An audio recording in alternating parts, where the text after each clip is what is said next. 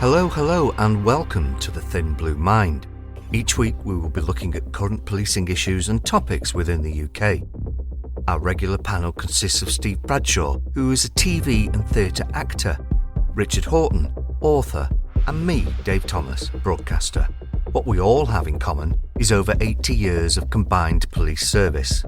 Now retired, we will be providing opinion and insights from the unique position of having been there and done it. Steve spent the majority of his service on firearms before being promoted to inspector, where he was a force incident manager.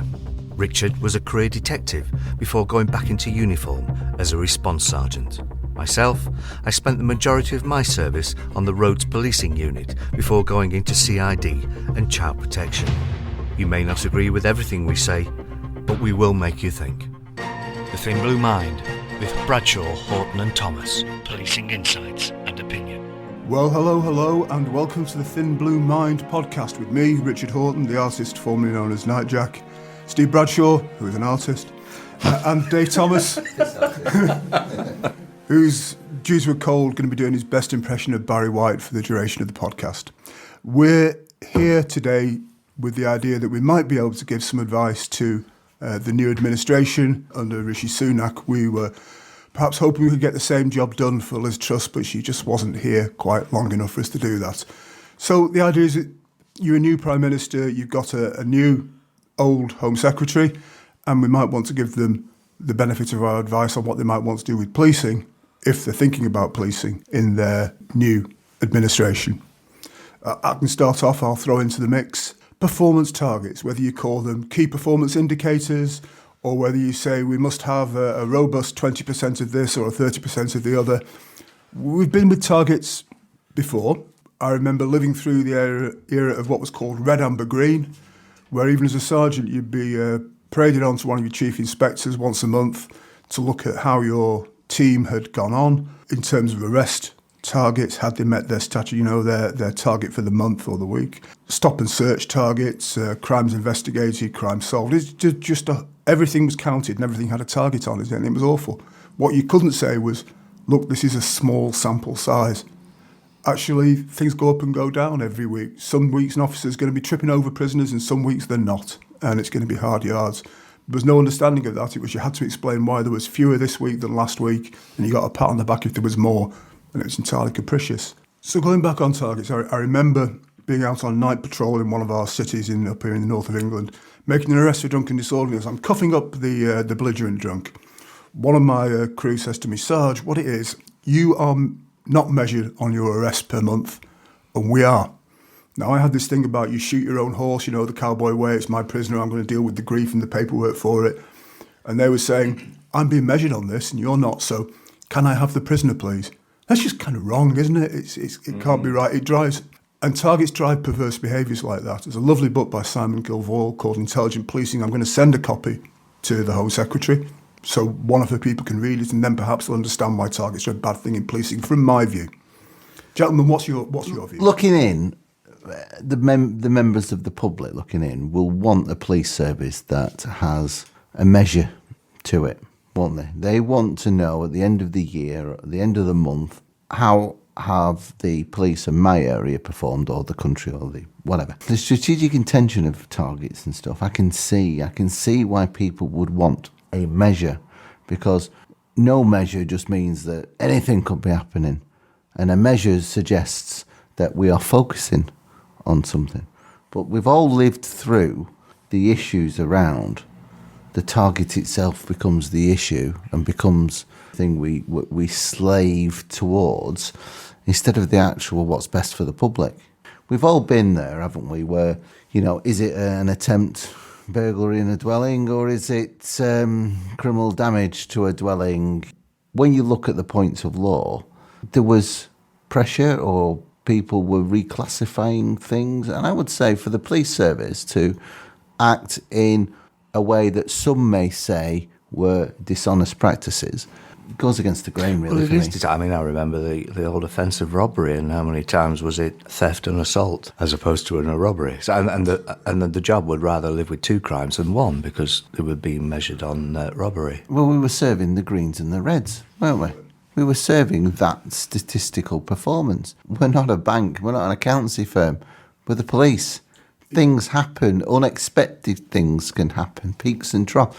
We've already got a huge inspection system. If you want to know how your constabulary's got on, you can go to Magistrate Inspectors of Police, Fire and Rescue Services, and you can read their peel assessments on your force and see where they're considered to be outstanding, adequate, inadequate, need improvement, whatever, across a whole range of policing performance. But it's not based on targets. They're looking at how well are you dealing with your calls? How well are you dealing with repeat instances of crime? Do you understand your demand properly? They're looking at actual pieces of work, of strategic, of tactical work that's being done within the service that's being inspected. And I think that's legitimate.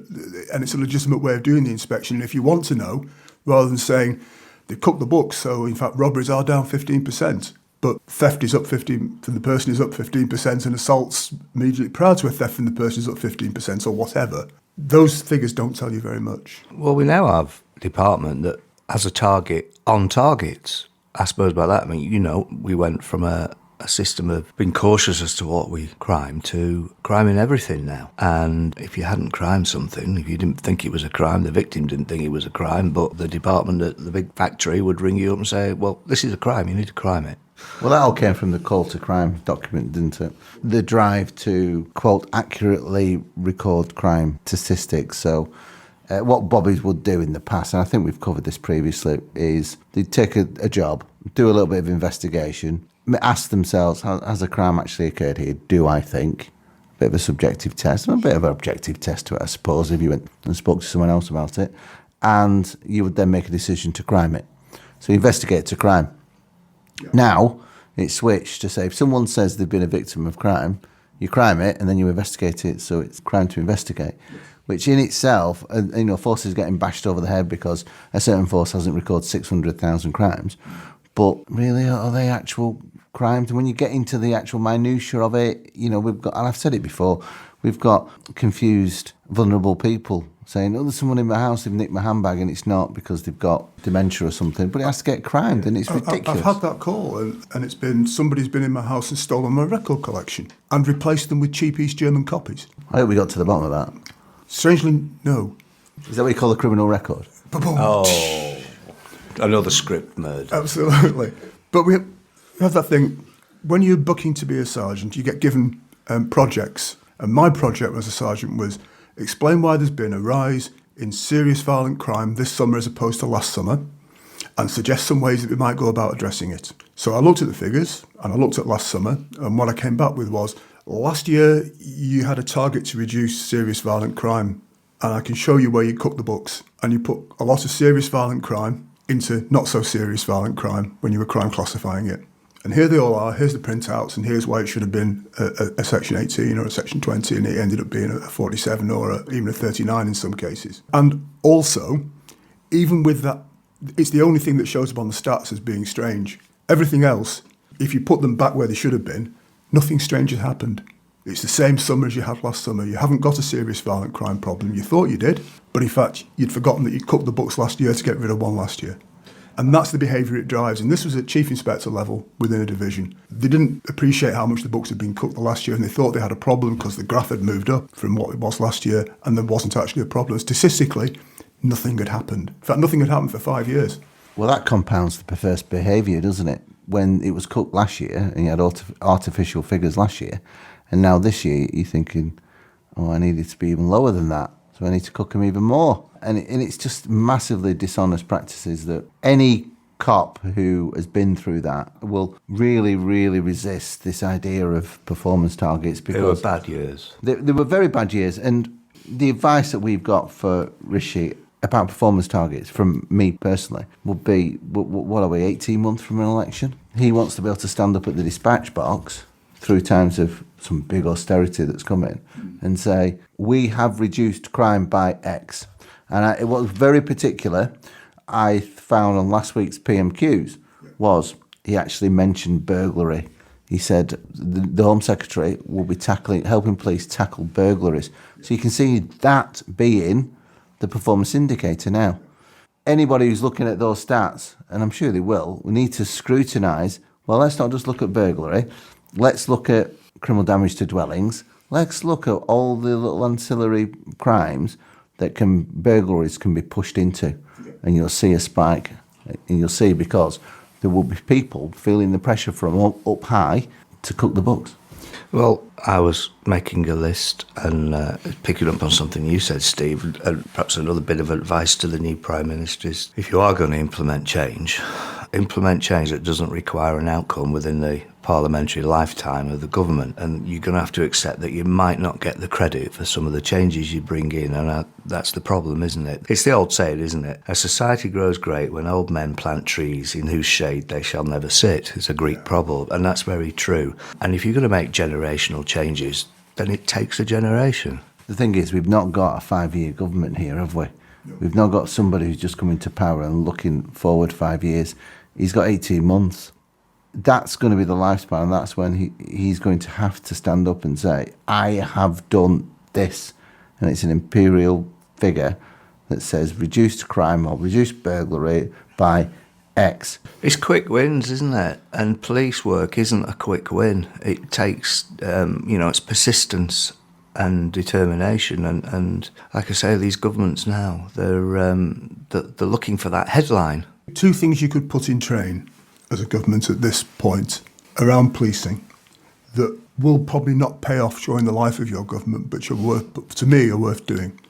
Number 1, look at the Royal College of Policing. That is a thing that's been going on for quite a long time, and it hasn't embedded. I would suggest with the police workforce, it hasn't delivered as much that's of use except the graduate entry programme, which doesn't seem to be going particularly great. That's the first one I'd say. Look at whether the College of Policing is doing what you want it to do. Reform it if it's not. If it can't be reformed, replace it with something else. That's the first one I'd say. Start looking at that.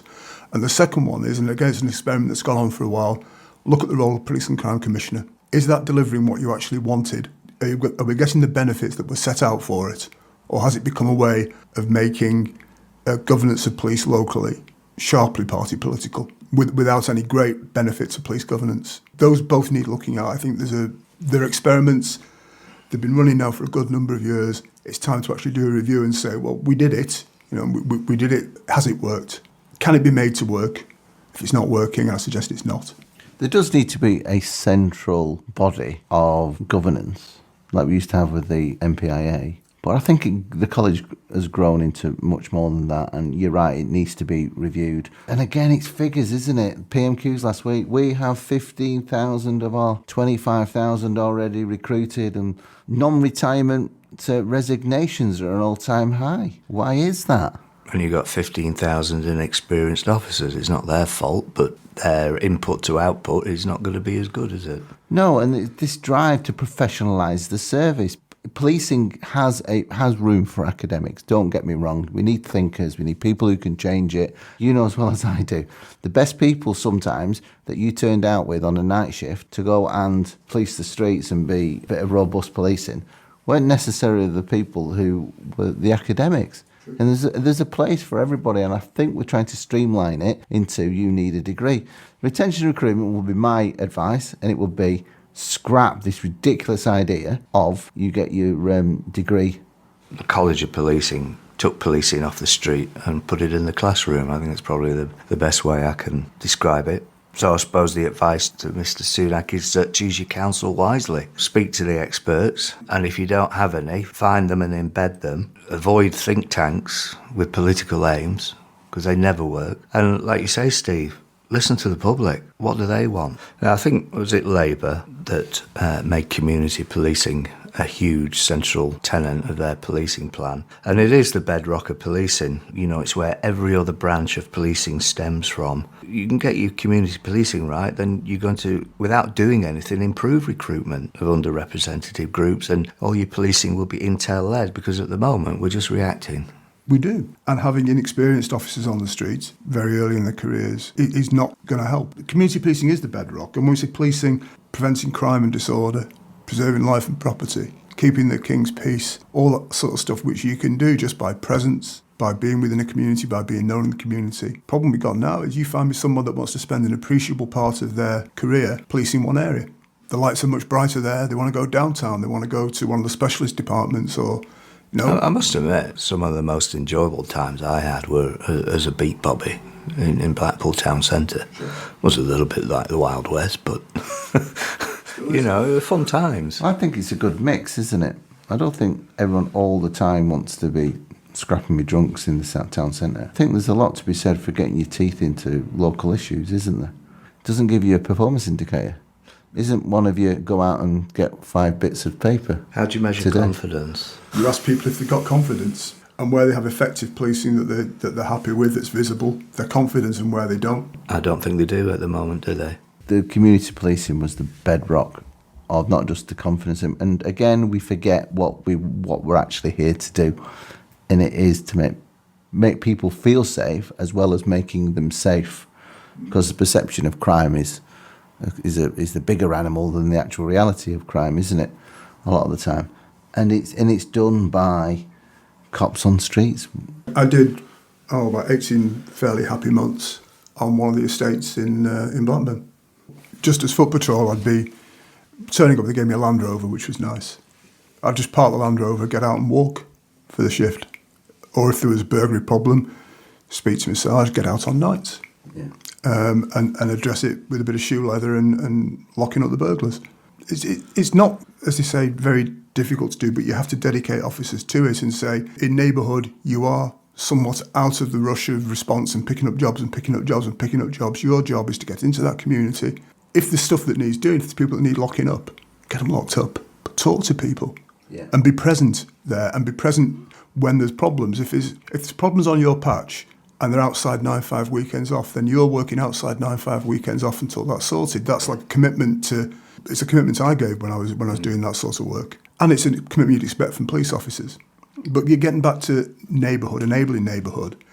Even though we've moved to a model of people driving into an out-of-town operations centre and then driving back out to wherever it is that they're meant to be policing in a car, never really getting out of the car unless they're getting out to deal with the job.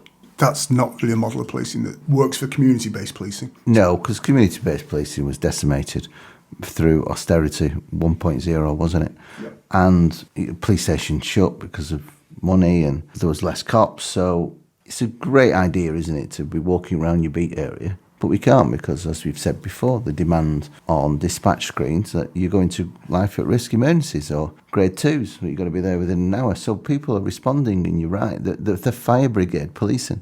So more cops, and cops that are staying for longer, and cops that perhaps are willing to take on a vested interest over a period of years in policing a particular community. Encourage that, Mr. Sunak, Ms. Braverman. You're recruiting extra cops, you say that's great. Make it even more. So I think the inspection is probably as good a tool as you've got. How well does this force do its community policing? How connected with the local communities are? That's the thing that an inspector can go in and look at and see what the engagement is, see what the resources deployed to it are, and see how often those resources are abstracted away back to response, which is the current bugbear for community police officers. Well, I suppose that brings us on to investment, doesn't it? That horrible topic of money. And I'm not suggesting we aimlessly throw huge buckets of money at the police. It has to be with purpose. But it's not just the police, isn't it? Because, we've been underfunded, but so have the other services that we now appear to support and prop up. So it's just as important to fund those other services, social care, mental health, which will allow and free the police up to do what they should be doing. It's about number 4 or 5 on my list of things I wanted to bring up. Let's sort out community mental health. We look at how much police time is absorbed dealing with community mental health issues, whether it be just dealing with people who create a demand because of a mental health condition, whether we're dealing with attempt suicides, threatened suicides, and people that have been Section 136 and then you're waiting 23 hours to get them assessed in a cubicle at a hospital. The idea of closing down all the asylums and bringing people that could be treated and live in the community, care in the community, was a really good idea, bringing back some dignity for them and the rest of it. Assertive outreach teams and all those basket there that was there to make sure people didn't fall through the cracks. And with austerity, those have been withdrawn, and so people don't get that care and support in the community to live a proper life and end up living some fairly miserable lives full of self-harm and danger. And we end up having to deal with or mitigate that. It's not right. We're an emergency service, we're not a mental care service. But we're a 24/7 service that saves life. And there's always going to be that rub. This isn't our job, but someone's at risk. It becomes our job. But if the resources were there so that fewer of those people came to risk, came to our attention, that it was being dealt with within the community, they were being enabled to live better lives in the community. Yeah, finding out why people are falling into the river instead of rescuing them. There's nobody looking, or they are looking and going, well, it's okay because they're going to float downstream and the police will probably pick them out at the end.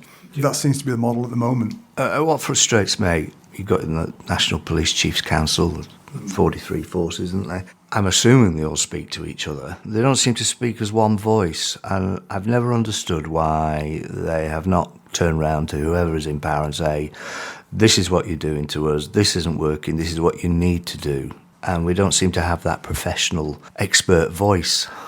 I know they've been fighting shy at various issues. Financial settlements aren't necessarily sorted for everybody. And there's the idea you put your head over the parapet and your QPM and your knighthood's potentially at risk and that sort of thing. But actually, if you're National Police Chiefs Council, maybe you should, Dave. Maybe it's right. You should be standing up and speaking up for policing. You know, as one voice, they're a very powerful body. And nobody has turned around to the government and said, you're not doing this. They're a long lever. They're certainly a longer lever than the Police Federation, for example. When they speak, if they go public, it gets traction, it gets news. That's that truth to power thing. There's certainly a role for them to do that. They know the damage that's been done to policing because they've been living with making these awful decisions for the best part of a decade. But it doesn't help, does it? There was a chief constable recently, I think, is he the head of College of Policing now? I'm not sure. Who said that officers don't really need to know the law so much these days because they've got digital devices to fall back on, and I just put my head in my hands when I read that. Yeah, you would do. It's basics, isn't it? Know your laws, know your powers. This is a chief constable, and the government could act on that information, and it's just wholly wrong. Public confidence. I want a cop who comes to my house who knows the law. I'm not talking about the intricacies of some weird act that no one ever. Well, you get a working knowledge, don't you, when you're on the street. This is going to be another landmark moment, I think. 2022 is going to be the beginning of a period of austerity that we're going to say. I really do fear for policing. The state where we're at now and the problems and the investment that were needed across the board, mental health, social care in the community, all that, to take the load off all the different services, and the fact that it's going to get cut again. I think it's fair to say, isn't it, that we've had the notice of intended austerity from the new Prime Minister, the way he's talking, and you're right. Yeah, it's the future's not looking good, to be honest. I don't want to be pessimistic. Yeah, but performance targets are also a lot cheaper than investing. You set performance targets and you know, because of your experience through the 90s and the 2000s, that those targets will be met by hook or by crook. But you don't have to spend money on getting extra police officers, putting stations back into your towns and your market towns and throughout your cities. It's just a cheap option. They were banging on about reducing the murder rate by 20%, weren't they? You know, there's nothing left to give. What's going to have to be sacrificed to address that target, which, frankly, is unachievable anyway? Yeah, that's a lap of the gods thing, isn't it? Again, you look at murder rates year to year. In most parts of the country, there's nothing significant going on. You know, the difference between 15 last year and 20 this year and 10 the next year, statistically, nothing strange has happened. It's just how it was, and you're counting arbitrarily year end to year end as well, and it's just meaningless. The ups and downs of life, but the trickle-down effect of all this austerity and the effect on people's lives is going to have such an impact on things like murder rates, TV rates, suicides, alcoholism, the pressures on the NHS. I think we're getting to the point, it's not just the police but other agencies, it's going to get to the point where we just can't do the bronze function anymore. We all talked about gold standard. Yeah. Actually keeping the wheel on, I think it's coming where we won't. And when it breaks, it'll get reformed. And I'm talking about 43 forces will become 5 or something like that. And with a view to saving costs. There'll be massive, massive changes in the whole model of policing. It'll take something that is so radical and keeps policing looking at crime. The other thing I will say, and again, it's our new Home Secretary. I get a feeling, a bit of an old-style support unit kind of Home Secretary with a strenny on and a peak cap down the face, as in a bit of robust policing. She's already had a go at the woke Tofu element. munching Guardian literati, yes. Yeah, but that will affect the welfare side of stuff, because I'm sure she'll think the welfare side of policing is this woke brigade. And again, Got how many officers off sick with stress? get them out to work, get them on the streets, start banging heads, and this, that, and the other, and blah, blah, blah. Well, IOPC, yeah, let them do the job. The two don't match, do they? Well, again, this is politics, isn't it? A month or two ago, they were using the reason that nobody went to a burglary from the police because they were too busy dancing with rainbow stripes on their faces, when clearly that has no impact at all on burglary rates. Is the fact that there are so few police officers doing other things that you said, Steve, that they're not able to attend burglaries.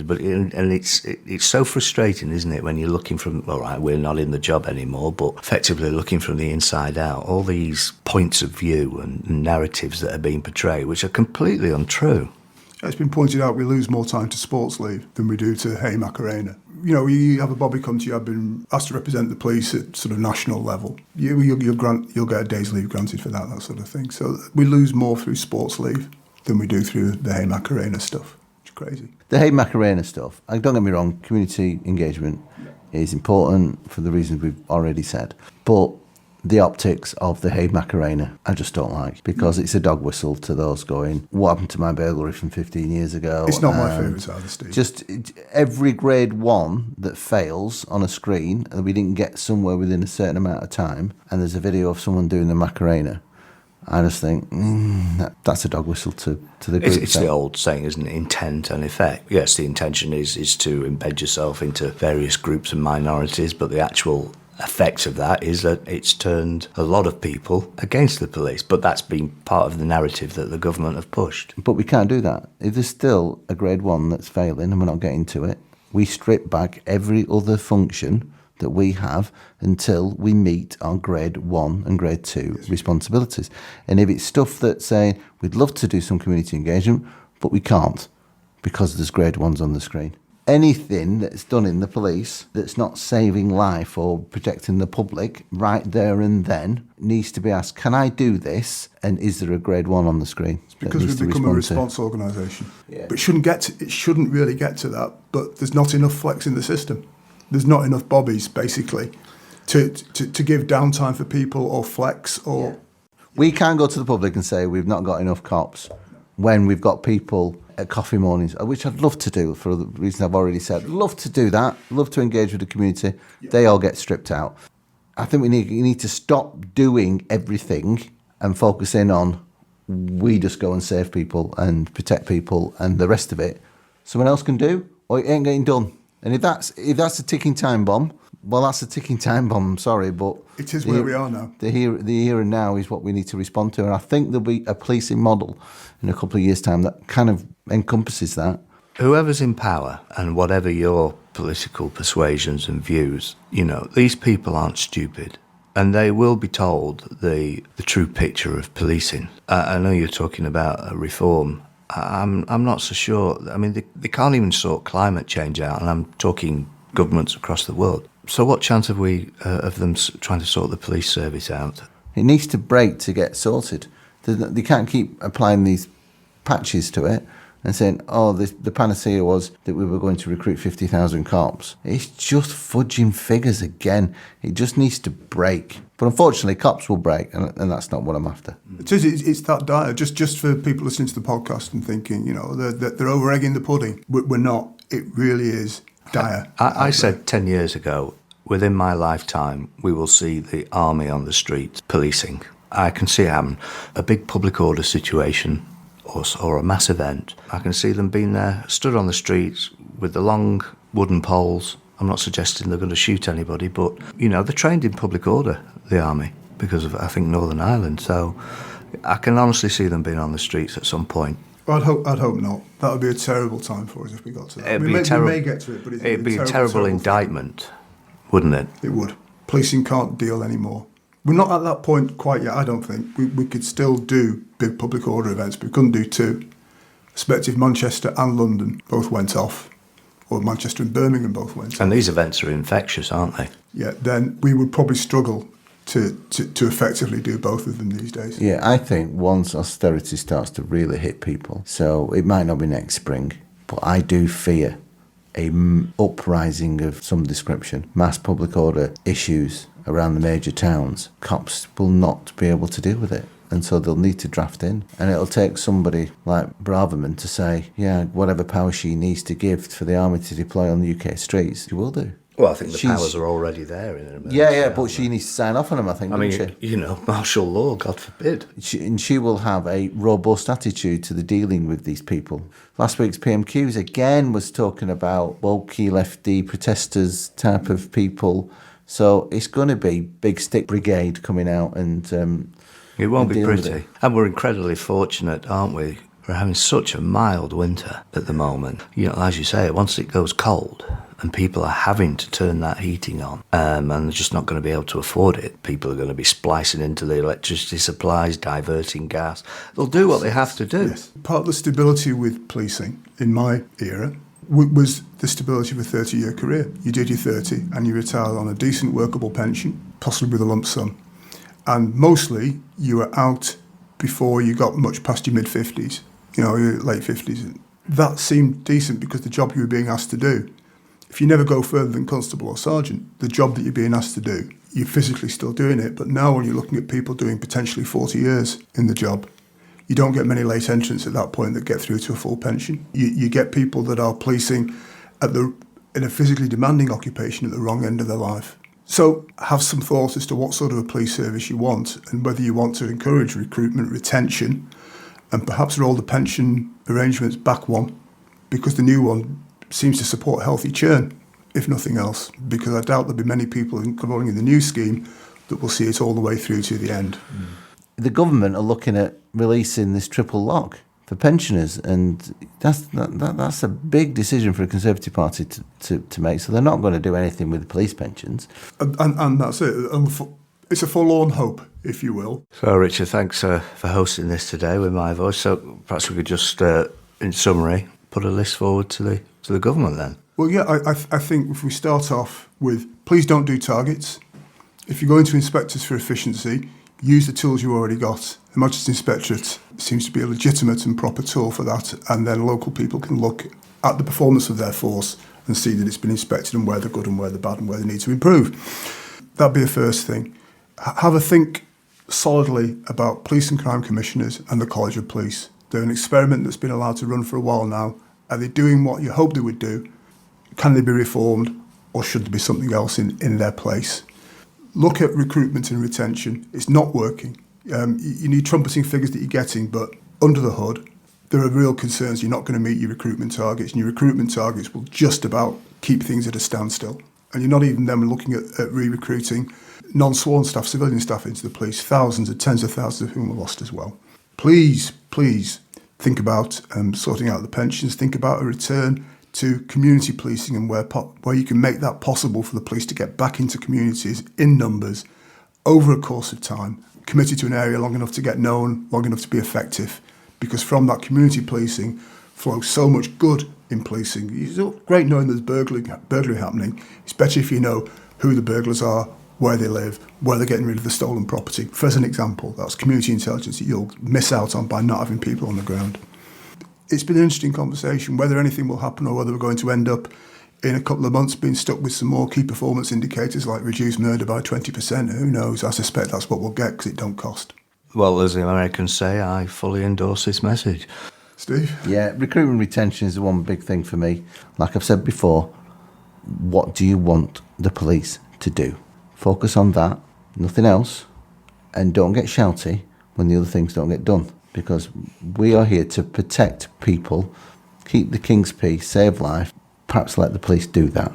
The Thin Blue Mind with Bradshaw, Horton and Thomas. Policing insights and opinion. Well, that's it for this week. Thank you for joining us. This podcast is in partnership with Policing TV, the leading policing media channel. So until the next time, on the next podcast, take care.